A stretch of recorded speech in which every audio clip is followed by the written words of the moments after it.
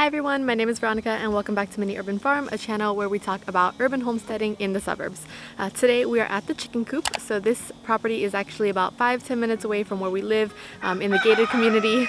I don't know if you can hear the chickens crowing behind us, but we actually have a chicken coop. It's about 8 feet by 12 feet, I think is the dimensions, by 8 feet high. We just used scrap material that we had a bunch of wood hoarded in the garage, so we've been using that. We built the chicken coop and then we put the chicken wire around it. So we just used those materials and we built the chicken coop. Today I'm going to give you a tour, but we actually have some fake eggs here. I don't know if you can see those or not. There you go. But we have some fake eggs today that we're putting in the chicken coop because the chickens are about 4.5 months old or so. We got them kind of at different times, so they're not all the same age. But we're gonna be putting these eggs. They're actually super lifelike. If I didn't know any better, I would think that they were real eggs, but we're gonna put these in the nesting boxes. That way the chickens know exactly where to lay their eggs. I actually got these on Amazon. They were like 10 bucks for the 4 of them, so I'll put the link in the description. You guys can check them out. But hopefully this will help them start laying their eggs, so I guess we'll see. Let me give you a tour of the chicken coop.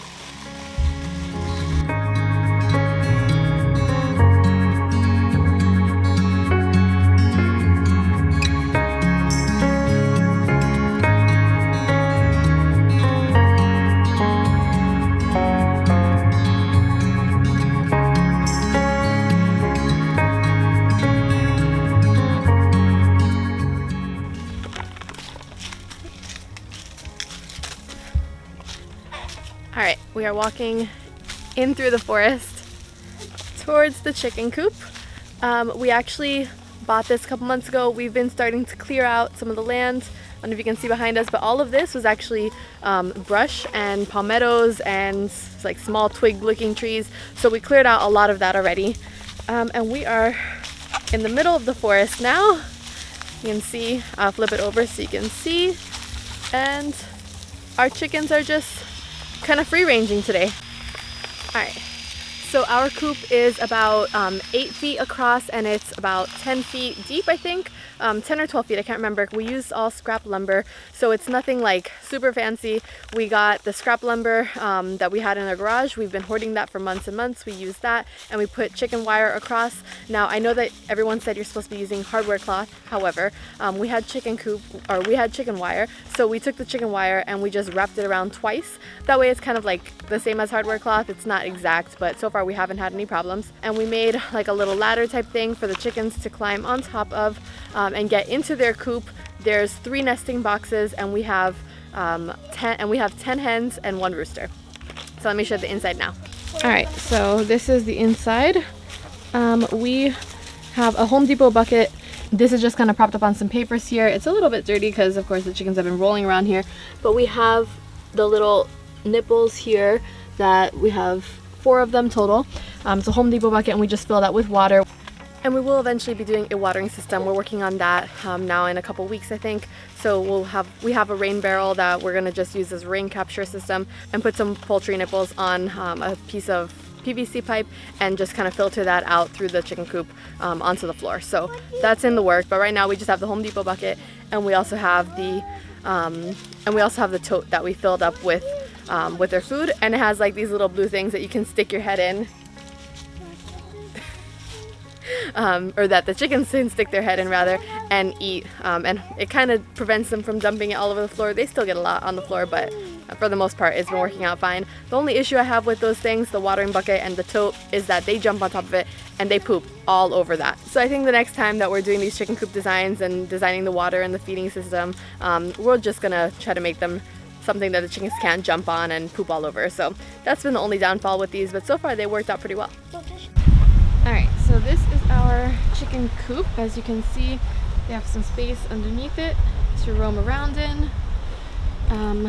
This is our little poop scraper and a little latch. So if you open that up here, I'll just put that right back. We have, it's not really focusing, there you go, the inside of the chicken coop. So as you can see, those eggs, I took them and I put in all in here. Those are ceramic eggs. And they have some perching, or they have some roosts here to use. Now they really don't use these just because we did kind of leave the top open here. So this up here, as you can see, they just roost on top of that at night. But sometimes they come in here and hang out. We do use a deep litter system in here, so when the pine shavings get dirty, then I'll take the little scraper and I will scrape all of this out onto the floor of the run and put more pine shavings in here. So that is how they get in and out. As you can see, they have their little... There you go. Hey, Chicky. Alright. So yeah, that's basically our coop. So I've put those eggs in there, the ceramic eggs, so that hopefully they can start laying and they know where to lay their eggs. So today we're out here, we have some pavers that we are lining on the outside of the chicken coop. So when we built it, we were told that you have to have something like the chicken wire or something on the floor so that the predators don't dig their way in. But I've also seen that you can put like pavers and things around. So far it's been a couple months actually, and we haven't had any problems, thankfully. But we are still going to go ahead and line the outside of the chicken coop. We had some pavers that we found. Somebody had thrown them out in the community we live in, and we're just hauling these in here and lining the rest of the chicken coop with them.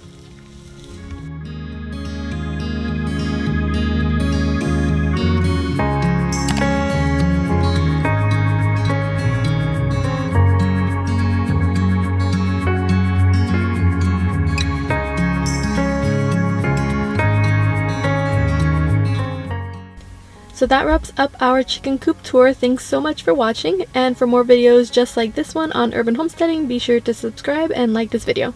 Thanks!